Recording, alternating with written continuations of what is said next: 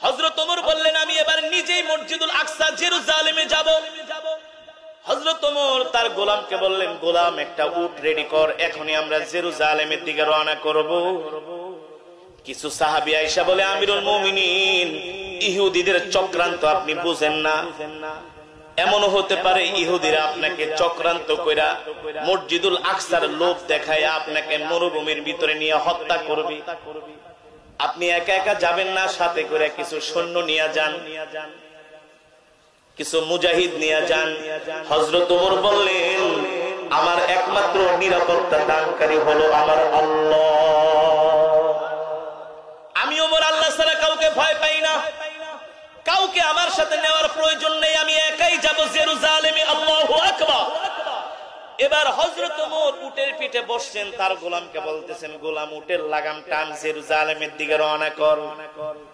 হযরত ওমর উটের পিঠে বসে আছেন, গোলাম উটের লাগাম টেনে টেনে জেরুজালেমের দিকে যাচ্ছে।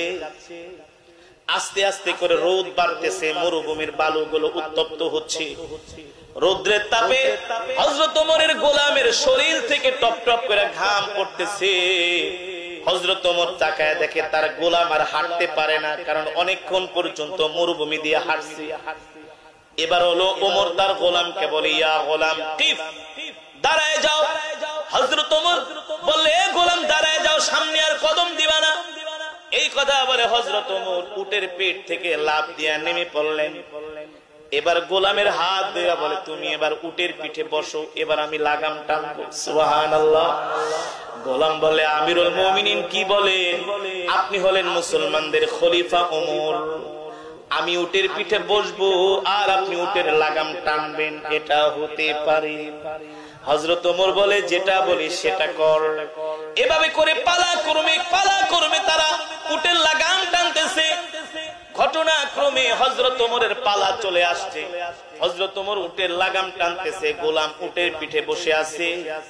একেবারে যেতে যেতে জেরুজালেমের গেট পর্যন্ত দেখা যায়।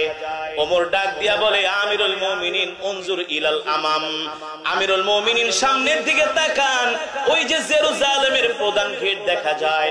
হাজার হাজার মানুষ আপনার জন্য অপেক্ষা করতেছে, আপনাকে লাল গালিচার সংবর্ধনা দেয়া হবে। আমিরুল মুমিনিন, আমি যদি এখন উটের পিঠে বৈশা থাকি আর আপনি যদি উটের লাগাম টানেন, ইহুদিরা কি বলবে? আমিরুল মুমিনিন, এটা হতে পারে না, আপনি উটের পিঠে বসেন, আমি নিজে উটের লাগাম টানি। হযরত ওমর বলল, বেটা, আমি তোমার প্রতি বিন্দু পরিমাণ জুলুম করব না, ইনসাফ করব। তুমি যতটুকুন উটের লাগাম টেনেছো, রাস্তায় হেঁটেছো, আমিও ততটুকুন রাস্তা হাঁটবো। আজকে যদি আমি তোমাকে দিয়া এক কদম রাস্তা বেশি হাঁটাই, হাসরের ময়দানে আল্লাহ ডাক দিয়া বলবে, ওমর, আমি তোমাকে রাষ্ট্রের ক্ষমতা দেওয়ার কারণে, আমি তোমাকে রাষ্ট্রের প্রধান বানানোর কারণে, রাষ্ট্রের খলিফা হওয়ার কারণে তুমি তোমার গোলামের প্রতি জুলুম করছো, ইনসাফ করো নাই, ঠিক কিনা বলি? আমি তোমাকে দিয়ে এক কদম পথও বেশি হাঁটাবো না। এই গোলাম, তুমি উটের পিঠে বসো। এবার একটা সাধারণ গোলামকে উটের পিঠে বসায়া হযরত ওমর উটের লাগাম টানতেছে আর জেরুজালেমে প্রবেশ করতেছে। ইহুদিরা মুসলমানদেরকে ডাক দিয়া বলে, আইনা ওমর ইবনুল খাত্তাব, এ ওমর ইবনুল খাত্তাব কি? তোমাদের খলিফা কি? যে উটের পিঠে বসে আছে সে কি তোমাদের খলিফা?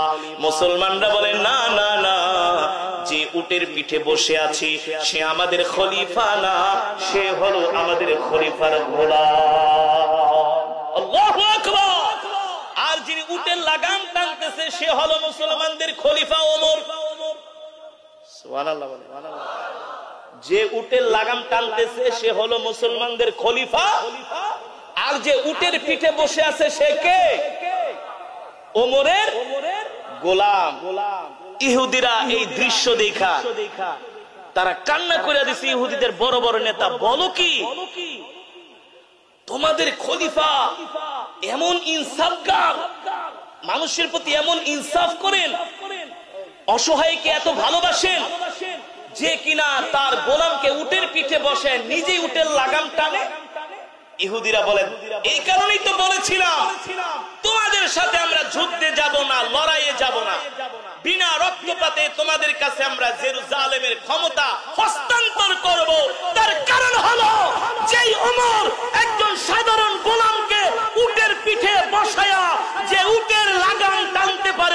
একজন খলিফার কাছে একটা গোলাম যদি এমন নিরাপদ হয়, তার কাছে শুধু একটা গোলামই নিরাপদ না, আমরা ইহুদিরাও তার কাছে নিরাপদ।